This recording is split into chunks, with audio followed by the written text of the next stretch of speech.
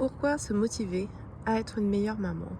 Je continue mon petit défi personnel de poster une vidéo tous les jours. Quand je peux, j'essaie de me donner ce défi pour améliorer mon français et continuer à me motiver aussi personnellement, me rappeler l'essentiel. Pourquoi se motiver? Parce que tout simplement c'est difficile d'être une maman au foyer. Ce n'est pas simple et évident.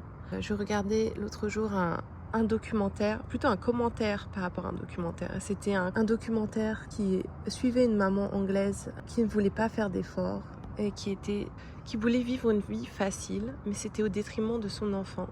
Alors elle était en surpoids, son enfant était en surpoids et elle n'emmenait pas son enfant chez le docteur parce qu'elle voulait pas se lever trop tôt le matin. Et le pauvre enfant avait aussi les dents tout abîmées à cause de tous les jus de fruits parce qu'elle ne voulait résister à aucun de ses caprices et du coup elle lui donnait tout ce qu'il demandait immédiatement pour qu'il arrête de crier. Le psychologiste disait le comportement pathologique, c'est ce qui te donne un résultat positif dans le très court terme et un résultat vraiment négatif dans le long terme. C'est-à-dire que sur le court terme, l'enfant arrête de chouiner et on est content. C'est la satisfaction immédiate. Mais sur le long terme, c'est vraiment pas bon pour eux, ni pour nous à long terme, évidemment. La voie de la facilité n'est pas forcément la plus simple, la plus facile à long terme. Et que, oui, des fois c'est difficile. Moi j'ai 6 enfants et il y a souvent du bruit, des cris, des enfants qui pleurent, ils ont des âges différents, des besoins différents. Et on a vraiment peu de soutien en dehors de la maison. Du coup, c'est vrai qu'on n'a pas souvent de relais, on n'a pas souvent de temps libre, mais on a aussi organisé notre vie en fonction. Et voilà, le but, c'est pas de parler de ma vie en particulier, c'est plus en général. Du coup, pourquoi se motiver? Parce que c'est important de garder en tête le but. Quel est le but d'être femme au foyer? C'est pas juste d'avoir une vie simple et facile où on se la coule douce à regarder la télé en mangeant des chocolats. Ça, c'est l'image de base de la femme au foyer qui ne fait rien de la journée. Ce n'est pas vrai, évidemment. Et le travail n'est pas forcément... C'est difficile, mais ce n'est pas forcément désagréable. Ce n'est pas non plus quelque chose qu'on a envie de fuir, parce que quand on voit les résultats de son travail, c'est extrêmement motivant. Le but de notre mère au foyer, c'est de pouvoir se consacrer à ses enfants pour qu'ils puissent devenir la meilleure version possible d'eux-mêmes, pour qu'ils puissent devenir sains, S-A-I-N-T, et sains, S-A-I-N-S, mais avant tout, qu'ils se dirigent vers la sainteté. Il y a un psaume qui dit « Si on dirige les pas de ses enfants vers la sainteté, il va continuer sur ce chemin ». Quand on commence à prendre une habitude, il devient plus difficile de se débarrasser de cette habitude que de continuer avec cette habitude, que ce soit une bonne ou une mauvaise. Et je le sais parce qu'en ce moment j'essaie de perdre du poids et c'est très difficile de changer ses habitudes, en particulier alimentaires. On les pratique plusieurs fois par jour et éventuellement il devient difficile de passer à autre chose. Et c'est pareil avec l'éducation des enfants. Si on leur donne des habitudes de politesse, de contrôle de soi, de gentillesse, de déférence, ça va devenir une seconde nature. Ça leur donne un bon départ dans la vie. Ça leur donne une façon de se diriger vers un bonheur qui est non seulement temporaire, mais surtout éternel. C'est la raison première pour continuer à se motiver, à faire des efforts en tant que maman, pour que ça ait des effets sur les enfants chaque jour. Alors pour se motiver, on peut s'entourer d'exemples qui sont dans la direction que l'on souhaite suivre. On peut se rappeler ses buts et ses objectifs.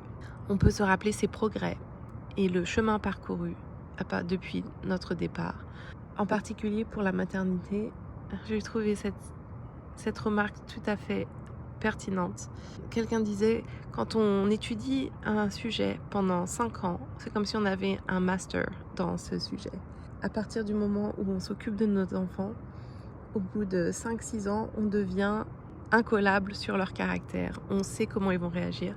Et on peut aussi apprendre à gérer cela parce que les enfants, effectivement, ont un caractère très différent, non seulement les uns des autres, mais aussi de ce que nous, on connaît et de ce qu'on s'attendait à voir. Être capable d'apprendre comment gérer un caractère colérique, comment gérer un caractère mélancolique, comment gérer un caractère... Oh, j'ai oublié les autres. Bileux, Enfin, ça c'est le principe des tempéraments, mais il y a plein d'autres sujets que l'on peut rechercher sur comment s'occuper de son enfant et de répondre à ses émotions et l'aider à utiliser son caractère pour en faire sa force plutôt qu'un handicap. Parce que chaque caractère a bien sûr des côtés positifs et négatifs. Tout cela fait que c'est important de rester motivé, de continuer à rechercher ce que l'on peut améliorer pour nous-mêmes, pour notre maison. Mais il n'y a pas que les aspects concrets et pratiques de comment nettoyer un évier rapidement ou repasser une chemise en moins de 3 minutes. Ça c'est très bien, c'est utile. Mais il faut aussi ne pas oublier de continuer à se préparer mentalement parce que c'est difficile, surtout de nos jours quand la profession de mère au foyer est considérée comme négligeable et parfois ridicule et d'un autre temps. Je pense qu'il faut accepter le fait que c'est considéré comme d'un autre temps et se dire oui, c'est hors du temps. C'est sans prix, ça n'a pas de prix de pouvoir s'occuper de son enfant soi-même au lieu de l'envoyer à des gens qui sont payés le minimum possible et qui donc bien souvent malheureusement en font le minimum possible. Et même s'ils voulaient faire plus ou mieux, ils le feraient selon leurs critères et leur but dans l'éducation d'un enfant. Quel est le but de l'éducation d'un enfant? Ça peut changer d'une personne à l'autre. Pour moi personnellement, c'est la sainteté avant tout. C'est connaître Dieu, l'aimer, répondre à son amour dans notre vie par des actions concrètes. Et bien on ne va pas éduquer son enfant de la même façon si on veut qu'il gagne un grand salaire. Voilà, c'est pour cela que je préfère faire l'école à la maison et m'occuper moi-même de mes enfants. Je sais dans quelle direction ils sont éduqués. En résumé, pourquoi avons-nous besoin de motivation? Parce que ce n'est pas évident, ce n'est pas l'inclination naturelle d'aller vers ce qui est plus difficile et d'essayer de s'améliorer. C'est pourquoi il est important de se motiver et de mettre toutes les chances de notre côté pour atteindre notre but.